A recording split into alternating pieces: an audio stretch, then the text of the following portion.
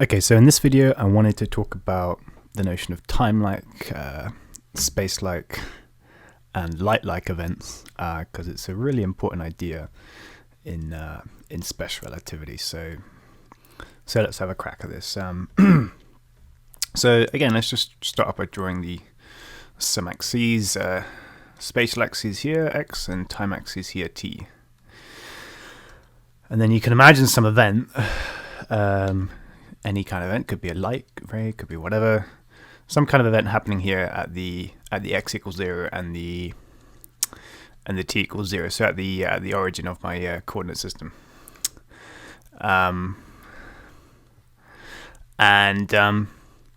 We can, well, if this event was, say, a light ray, the light ray could be propagated off towards the right, and it would do so at 45 degrees on the axes if we're working in units of time, well, units of distance, which are like light seconds. So if this was light seconds and this was seconds, then this would be 45 degrees as I've drawn it. So that'd be going towards the right, and likewise, if it was a light ray going towards the left, it would look a bit like this. So that'd be a negative velocity, negative v, negative c actually. Okay, you can imagine events. You can imagine some event within. So this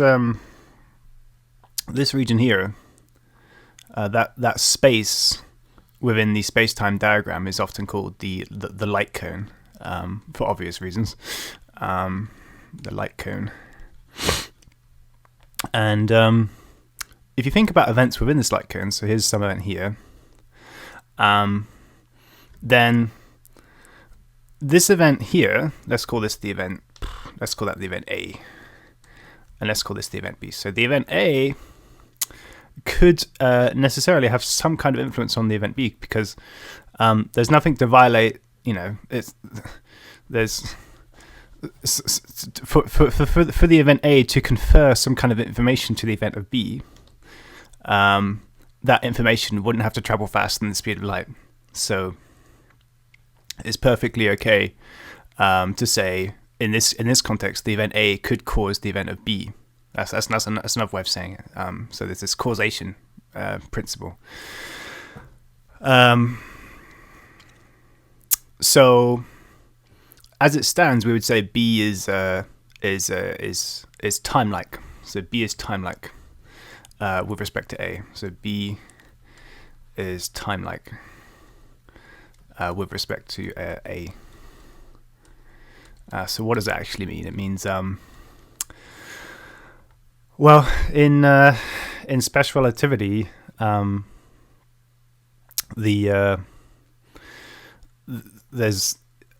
we often pay quite a lot of attention to this, what's often referred to as the interval between two events. So this event A has coordinates x equals 0, t equals 0, and this event of B is going to have some other coordinates. Let's just call it xb and tb, like that. And as it stands, I've drawn it such that the tb is greater than tb is greater than xb. If you're working in, again, units where the speed of light is 1. So there's more time than there is space. That's another way of thinking about this notion of time-like. But there's yet another perspective you can draw, and that involves appealing to these so-called intervals. So the interval, if we have to use s squared, we can denote to be, and there's different ways of writing this. You can do distance minus time or time minus distance. It doesn't matter too much. The conventions vary from book to book. I don't think there's been like a universally adopted way of doing this. So let me just do it like this. Let me do it as delta x squared and then minus delta t squared. So I'm putting the distance first and the time second. And this interval, this is sometimes called the interval. The interval, space-time interval. And it's this interval which actually turns out to be invariant. As you go from one frame of reference to another. How can we argue that? Well, what's the best way of doing that? So, well, you can prove it just using the Lorentz transformations, and that'd be kind of one way of proving it. So how should I think about this? Yeah, let's go ahead and do the length transformation. So here the delta x denotes like the difference between, you know, some coordinates. Let's call them, well, here I'm calling it xb and tb, and here I'm saying x equals 0, t equals 0. I could say this is xa and ta, but when you're making arguments like this, you can just happily take these to be 0 without any loss of generality, because it doesn't matter where you position your axes. So when you're talking about changes in quantities, you can often just position the axes to be located on one event, and then think about the difference in the spatial and temporal coordinates between those two events, and the difference would just happen to be the coordinate of the b in this case. So xb is how far ahead of a is in the spatial domain, and tb is how far ahead of a is b is ahead of a in the temporal domain. So when I say changes, you can, you know, it really just mean xb and tb in this case. So this delta x would just be xb as I've denoted it. And yeah, this interval, it does turn out to be invariant. There's many different ways of thinking about that. I think probably the easiest way to think about it is just a light ray. If you imagine a light ray, the light ray is the only kind of so you have some event here, and that's like a flash of light. So the light, here's the world line of the light, and then you could just think about some event there, and that event there, both the temporal and the spatial coordinates would be the same. So if that's let me call this A, let me call that B, and the coordinates of B would be you know, such that the spatial coordinate and the temporal coordinate are both the same. So we can say xb equals tb, and in this case, the, you know, xb is the difference of the position of b with respect to a. So that then my interval s squared would be the xb squared and then minus the tb squared. But because these are both the same for a light ray, it just turns out to be 0. And that's going to be the same for all reference frames because, well, the speed of light is constant for every reference frame. So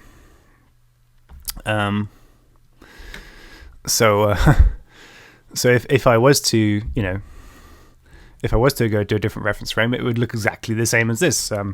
If you had some reference frame moving at speed v with respect to this reference frame, x and x prime t prime, and you imagine, so this is moving at speed v towards the right, then this situation would look exactly the same. There would be some a here, there would be some b here, and because the speed of light is constant, both of these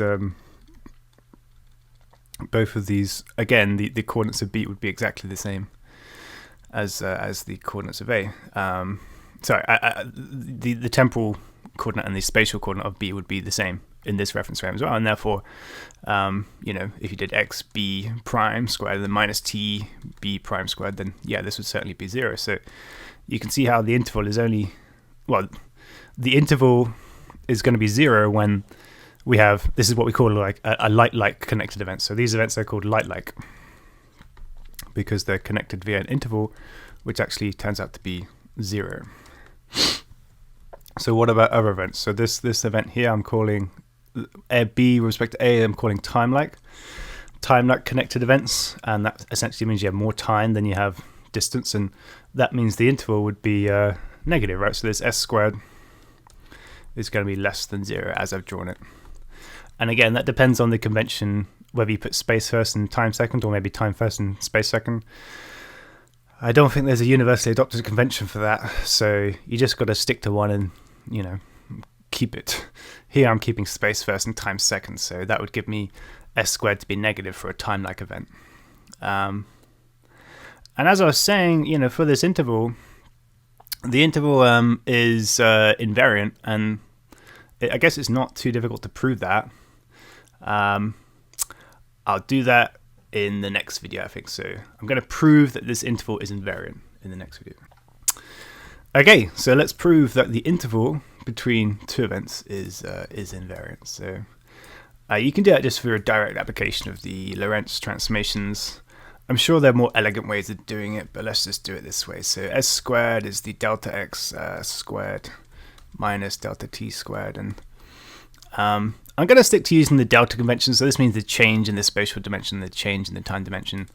And you know, the Lorentz transformations look exactly the same. So if you had, you know, you could have some event, just to be clear, you could have some event A and some event B, and this would have coordinates of XA and TA, and this would have coordinates of XB and TB, and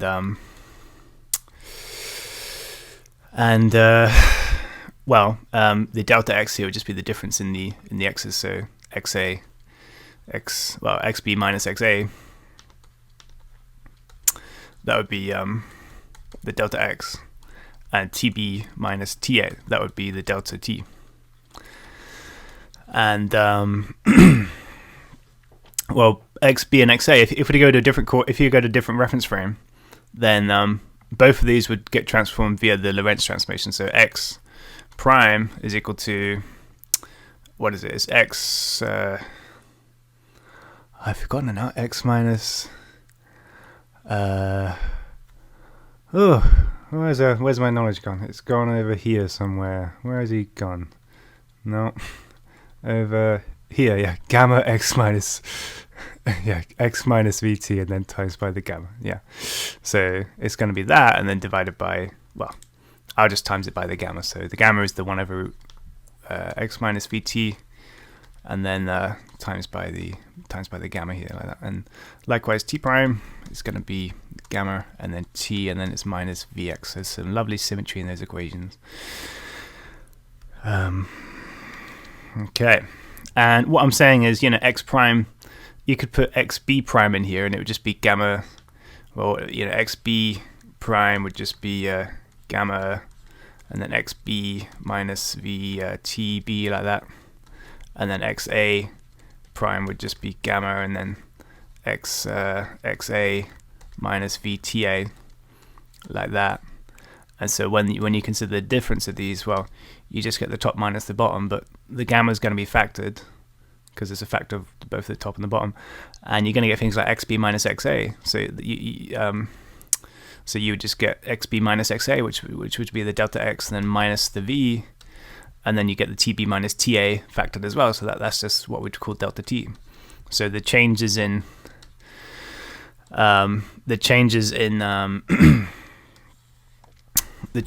the you know, the spatial coordinates between two events follows exactly the same transformation law. So that's pretty trivial.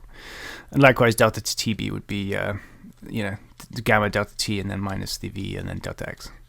So that's how things transform. What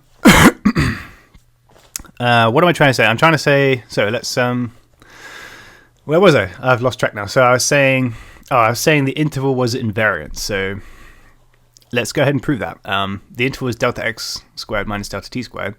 Well, if you consider what it would be in a different reference frame, it would be this thing squared and then minus this thing squared. So let's take a look at that. If I just copy that over, delta x prime minus delta t prime, and they're both squared. So this thing, this is the so the interval, let's call it s prime squared, lovely, and that's going to be delta x squared prime minus delta t squared prime. And also again, it's going to be the gamma squared, and then you're going to get, well, this thing squared minus that thing squared. So it's going to be a bit tedious. So I'm just going to keep the gamma square factored everywhere, and then you're going to get things like delta x squared, you're going to get minus 2v delta x delta t, and then you're going to get plus the v squared delta t squared. What else do you get? You get the delta t squared, and you get the minus 2v, and then delta x delta t, and then you get the plus v delta x squared. Okay, lovely. All right, so there's some playing around that has to be done here. We want to show that this is just equal to the original interval, so it's going to be equal to the delta x squared minus the delta t squared. So So let's have a look. I guess you want to factor the delta x squareds here. And how much are you going to, oh, that's v squared there. So you're going to get, yeah, well, you would get gamma squared. What's the best way of doing this? Think. So I want to try and get rid of that gamma squared. The gamma squared should cancel, so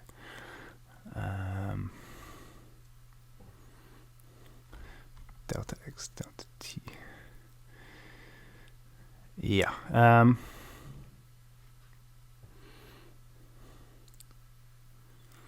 Okay, let's do it this way. So you get 1 plus v squared, lots of the delta x squared, and then, is that what I want to do?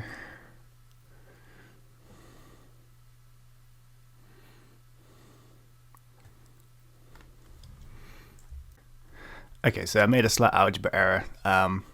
The interval is delta x squared minus delta t squared, so all the delta t squared terms here are going to be negative, so this is going to be minus, this is going to be plus, and this is going to be the minus. So that's clearly going to cancel these two terms here.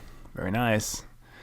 Well, that's going to leave us with the gamma squared, and then how much delta x squared do we have? Well, we have 1 minus v squared, and then delta x squared, and then plus, and then again you have, well, here I'll write it as minus for reasons in a second, and then so it's going to be minus 1 lots of the delta t squared, and it's going to be plus 1 lots of the delta t squared. So so you can write like that. So minus minus gives you the plus v squared delta t, and minus 1 lots of delta t squared gives you the minus delta t squared here. So, and this gamma squared, don't forget what that is. That's just the that's just 1 over 1 minus v squared. So that's gonna cancel these factors here, right? That cancels that, and you get the delta x squared minus the delta t squared. So there you go. The interval is invariant under the transformations, under the Lorentz transformations. So this is yeah, this is a very important idea. Very, very important. You can build up Euclidean space by assuming the spatial difference is invariant. So most people, when they think about going from one coordinate system to another, so here's maybe one coordinate system, and here's maybe another coordinate system, which could just be a rotation of that original one. And in Euclidean space, in the ordinary Newtonian Euclidean world, where everything's quite predictable, you could have two events like this, and the spatial separation between them wouldn't change as you rotate the coordinate axes. So this distance here, let's call it, I don't know, let's call it L, and the distance squared is just going to be the Pythagoras. You do the delta x squared. So there's delta x and there's delta y. If this was like x and y coordinate axes, then that would be delta x squared plus delta y squared. And this is the spatial separation squared. And as you go from, say, the x y coordinate axes to the x prime y prime coordinate axes, this spatial separation is conserved. It's not changed. It's invariant under the transformation of reference frames. So in the prime reference frame, it would just be the delta x squared, which would look a bit like this. Let me try and do a better job of that. So it should be parallel to the x prime. There we go.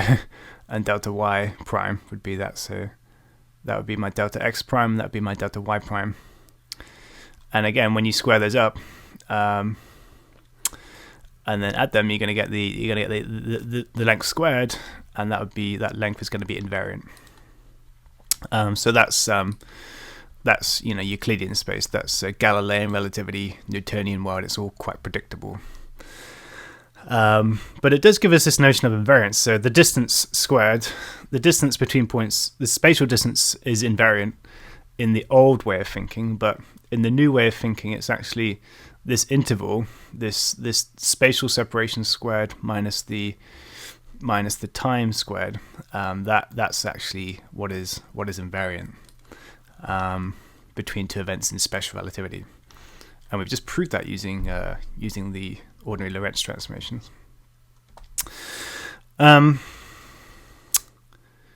So yeah, so I've just shown this interval is invariant, and what that necessarily means is if you have if you have two events which are timelike, A and B, then they're going to be timelike in every other reference frame you consider. So that means B, in whatever reference frame you want to consider, is always going to be within the light cone of A. So A could potentially always be the cause of B. Perhaps. It might not be, but it could be. So B is always going to be within the light cone of A. If these events are timelike. And I guess there's a few more things you can say here actually. There is some reference frame where the events B and A have the same spatial position, and that's just going to be the reference frame which actually moves off on this world line. So if this world line here connecting A and B, if you imagine that to be the origin of some other reference frame, then that would be the one where the spatial separation of A and B is actually 0. So let's have a look at that. Let's try and draw it out. Here we go. Maybe x prime down here, maybe t prime up here. And in this frame reference, A would be happening here, and B would be happening here. And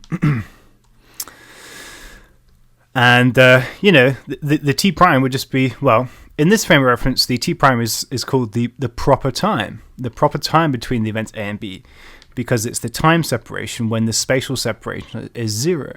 So this is the proper time, this time here, and we could calculate that if we know what the xb was. Well, let's think about it. What speed would this reference frame need to be pitched at? Well, it would need to be pitched at a speed of v, where v is the xb divided by the tb. So it's going to have to be pitched at xb divided by tb, like that. And you could do a Lorentz transformation on these coordinates, and you would find that the xb turns out to be 0 and the tb turns out to be 0. Maybe let's go ahead and do that just to show the consistency here. So I have some event xb tb, and I'm gonna do a Lorentz transformation where the v is the xb over the tb, like that. So Lorentz transformation, you have x prime equals x minus, I forgot, so it's vt and then the gamma, and then the t prime is just the gamma, and then the t minus vx, like that. So there's my Lorentz transformations.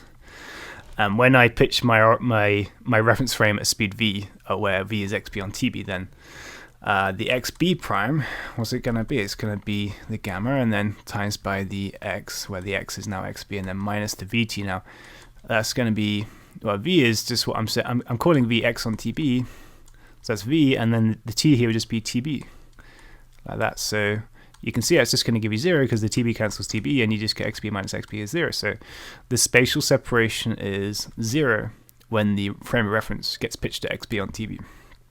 And the time separation is, well, let's think about it. It's going to be tb. So this should be the proper time when I calculate it. Let's have a look. So it's going to be tb and then minus v, which I'm now calling xb on tb, and then times by the xb. So xb, like that. So what can we do with that? Well, I guess I could factor out a, I think I'm going to need to get the gamma involved here, aren't I? So just to get something nice happening. So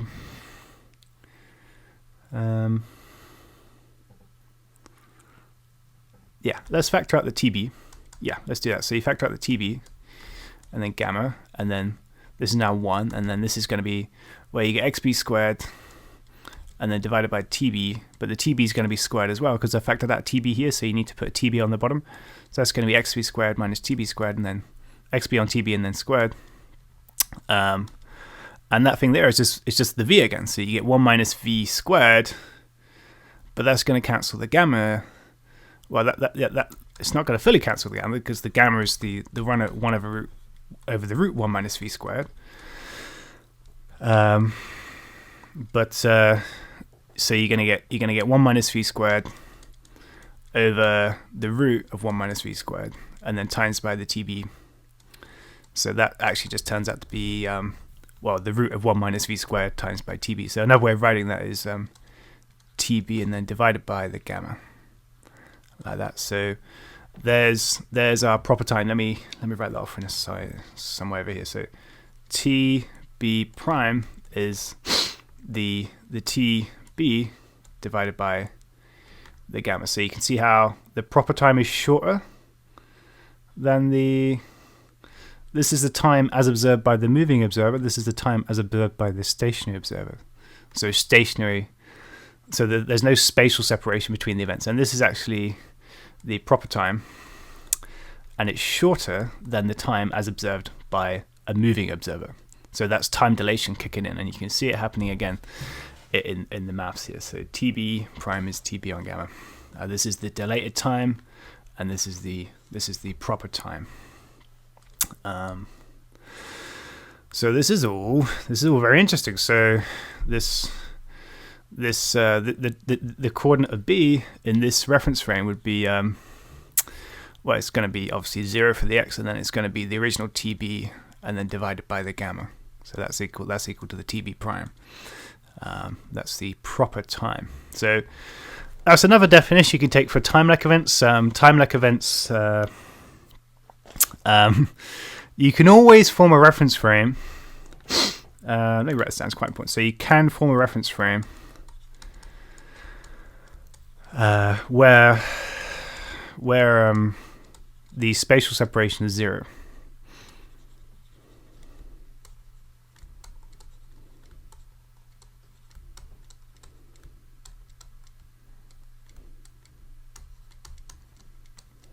Yeah. Okay, I think I'll finish that there. Okay, so that was amazing. Let's look at so-called spacelike separated intervals. So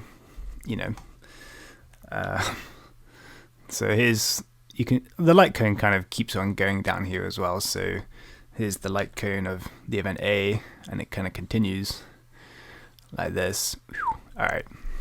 So events here could be, they could be the cause of A, and the events here, they could be the byproduct of the event A. So event A could cause any events here. But what about events over here? These events, running out of colors, which is a nice violet. So there we go. So all of the events here and the events here, you would call these events spacelike with respect to A. Because, well, there's more space that separates them than time. So, so let me call some event C here. So here's some event over here, and let's call that the event C, like that. And you can see, let me make this all positive actually, just to make the inequalities a bit easier to deal with. So let's have C over here. So C would be there. Okay. So the event C. All right, so you can see the spatial separation between C and the event C and event A is actually going to be greater than the time separation. So you say C is spacelike with respect to A, and that basically means XC is greater than TC. Okay. Or another way of saying that is the interval S squared is going to be, well, there's more space than time, so this is going to be greater than 0 in this case. So S squared is greater than 0. And again, you can form some lovely symmetry. There's a similar idea with regards to the reference frame. So if events are timelike, then you can form a reference frame where these spatial separations are 0. But if the events are spacelike, you can form a reference frame where the time separation is there, so where they both happen simultaneously. So events A and C, you can juggle the simultaneity of them by making the right transformation. So in another reference frame, C could be preceding the A, or maybe it might be simultaneous with the A. And that can only happen when it's a space-like separated event. It can't happen if it's a time-like separated event. You can't juggle the simultaneity of time-like separated events. It's I mean, and when you look at the maths, that becomes pretty clear. Nothing. So let's look at how we can form a reference frame where the A and C are simultaneous. And again, let's look at the maths. This page is getting a bit messy. I'm gonna form a new one now. And let's look at the maths. So here we go. So this one is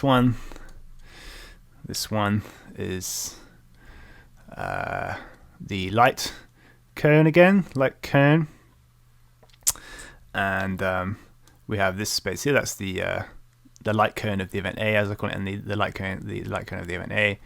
Here's A happening right here, and then we had the space-like events here, and the space-like events here, like that.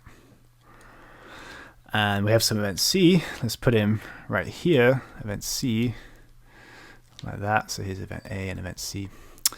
And we were saying that C, the x of the C is greater than the t of the C, and therefore the s squared is greater than 0, because s squared is the spatial separation squared minus the time separation squared. So delta x squared minus delta t squared. And what else can we say? We can say I was going to think about this, juggling the simultaneity of these. So if this is x and this is t, then I can form a reference frame where both these guys are simultaneous. And what that essentially means is I want to form a t prime axis. Let's think about it. There's going to be a t prime axis kind of pitching off kind of like this. Let me do it in red. That would be my new t prime axis right there. So t prime. And the x prime would be looking a bit like this. There we go, x prime axis, like that. I want to form a reference frame where that happens. So there's different ways of thinking about this. You could think about the Lorentz transformations, or you could just think about the geometry. So you might remember the x prime axis has the equation, well, it's going to be t prime equals 0 on this line. So x prime, t prime, what are they equal to? X prime is the x minus the vt over the root 1 minus v squared, and the t prime is the t minus vx divided by the root 1 minus v squared, like that. And we can if t prime is 0, then this line just has the equation of t equals vx. So that's in the unprimed coordinates, t equals x, and likewise on the t prime axis, the x prime equals 0. So that means the x equals the vt. So x equals vt on that line. So this line here actually has a gradient. The gradient is t over x. So the gradient is t over x, and that's going to be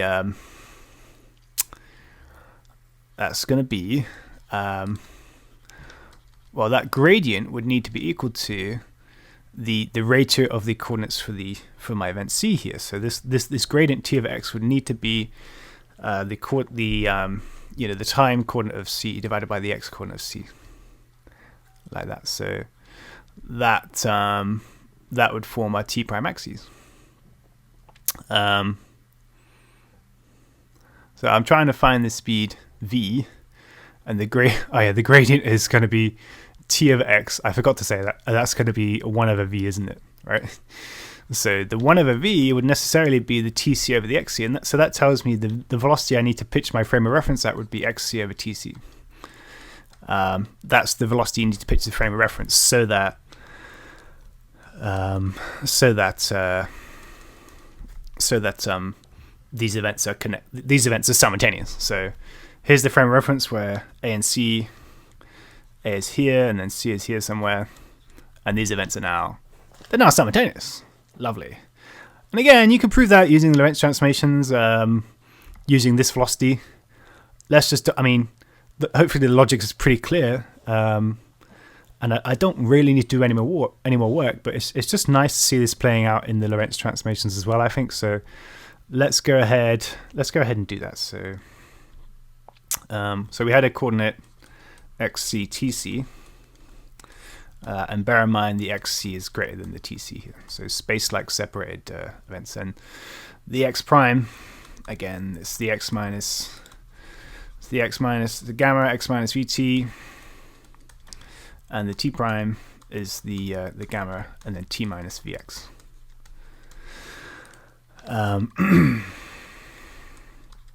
So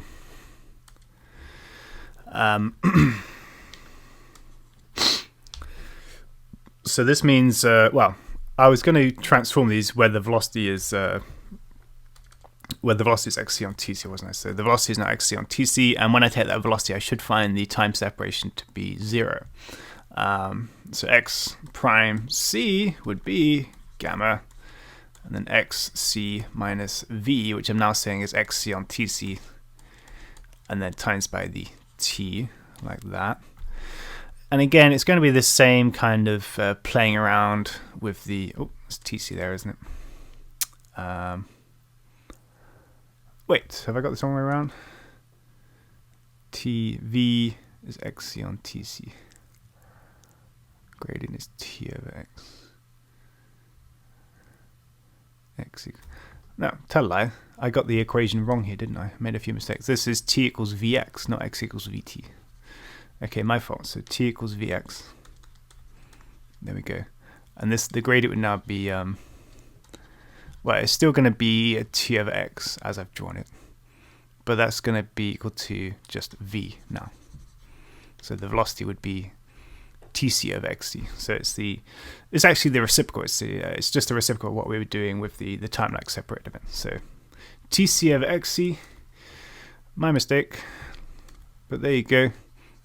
This is live recording, so tc over xc, and then tc over xc, like that. So tc over xc. All right. Okay, and again we can play around. You want to factor the xc there, and then you get the gamma involved, and so you get the gamma xc, and then 1 minus the tc over the xc, and then squared, and then close that off, and that's going to give us the gamma xc. This is now v, isn't it? So it's 1 minus v squared, and by the same logic, this is going to be the xc, and then divided by the gamma, because this is 1 over gamma squared, this 1 minus v squared, so this becomes 1 over gamma. So you get xc over gamma.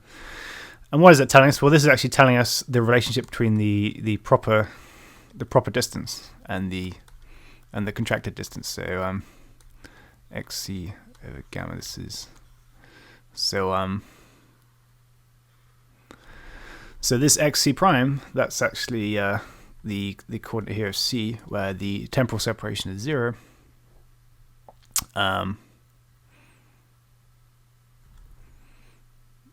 Yeah, is that correct? Have I got that the right way around?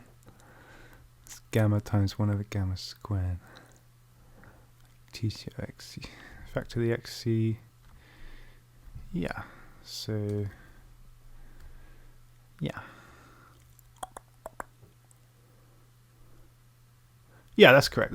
So, yeah, that's correct.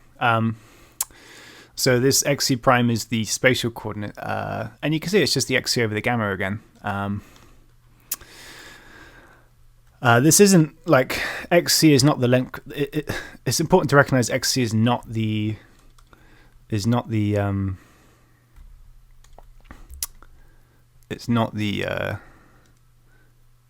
going to be the length contracted distance. Because the temporal separation of A and C in this frame reference is not 0. So therefore, xc would not be considered the length between the events A and C. So that's always a point of confusion for me. So yeah, the temporal separation in this frame reference between A and C is not 0, and therefore you wouldn't say this spatial separation is the length between A and C. If this was like some object that has some kind of length, then you wouldn't say, it wouldn't be the you wouldn't use the events A and C to measure the length. You would use some kind of event down here if this was like moving off at a speed v, and this event and this event would be simultaneous, and you would use those two events to measure the length of that object where the light rays converge at the same point in the middle. So anyway, so xc is not the contracted length as you would normally measure it. It's just the spatial coordinate of C in the unprime reference frame, and this is the spatial coordinate of C in the prime reference frame. Yeah, so that's all interesting. And then TC prime, this is going to be pretty trivial. It's just going to be the gamma, and we're going to get cancelling all over the place. So TC minus, and then V is now TC on XC, and then times by the XC, like that. So the XC's cancel here. You get the TC minus TC, which just gives you 0. So the time separation in the frame of reference where the velocity is TC on XC is just 0. So that's lovely. You can form a frame of reference where the temporal separation is 0, and that's what's known as, funnily enough, space-like connected events, because there's more space than there is time. Yeah, and you could increase the speed. You could increase the speed of this reference frame. And if you were to increase the speed greater than TC on XC, then the event C would precede the event A. So the simultaneity gets juggled up depending on your frame of reference. That's always going to be the case for space-like connected events. So I don't think there's too much more to say about that. So I hope you enjoyed that.